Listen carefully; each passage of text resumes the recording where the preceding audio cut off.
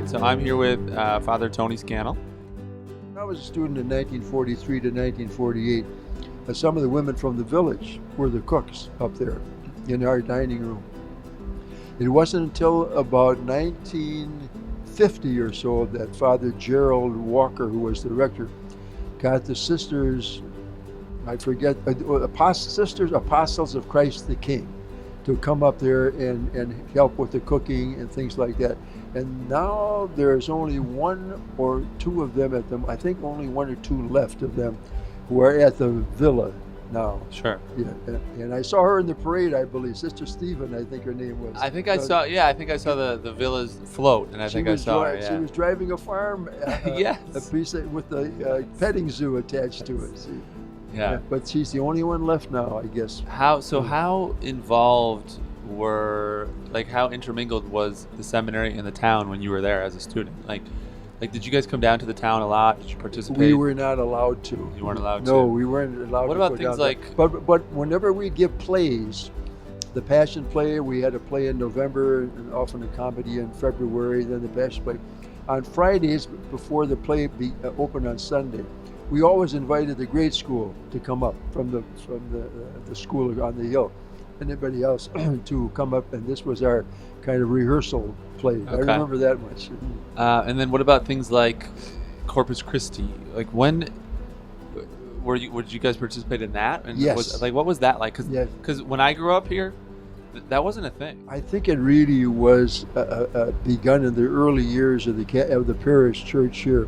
And I've seen pictures where they had huge processions. You know, the place would be loaded with cars or people that came up, and they walk in procession. You're probably talking about 300, 400, 500 people walking or more, walking in procession down the hill to certain houses where they would have benediction of the Blessed Sacrament, and then climb up back in the hill. And I believe I took part in some of the early ones here as a student at St. Lawrence Seminary, but I don't remember them very much by the time I graduated in 1948. We called St. Lawrence the Hill of Happiness, and for many of us it was a happy time when we first began our journey toward the priesthood. We made many friends from all over the country. I believe we had about 225 students there, so we were very close in all those years. And I spent 5 years there because at that time they had a high school and the first 2 years of college. And I went on from there to St. Francis Seminary in Milwaukee. So I think I'll always have happy memories there. And when I came back to St. Lawrence, my first appointment was up at Marathon, Wisconsin to teach preaching there, and I got involved in television production and film. And so I was offered a position in Los Angeles in 1970.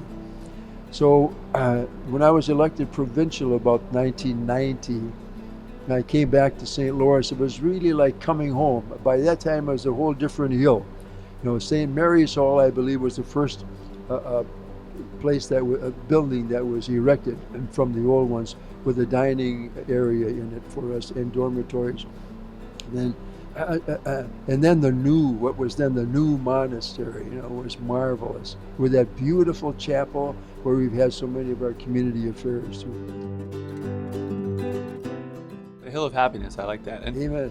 One of my most sort of vivid memories of this area, and it's the same thing what you described. Like whenever I come home now, and we come up heading north on W, we go over the crest of that last hill, and I see the seminary in the distance, and I always know that I'm home, and it is one of those images in my mind of Mount Calvary.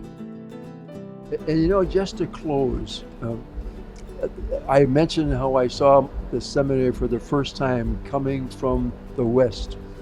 About a year or two ago, I was visiting relatives down in Kewaskum or Mitchell area, and I came on W, and there is a rise from W where you can see the hill. And I remembered that first time I had seen it, and I said to myself, my dream came true. The dream I had then of becoming a priest has not only come true, I've become a Capuchin priest as well. So that dream came true, and it was a wonderful feeling and memory. That's great. Well, thank you, Father Tony. Appreciate it.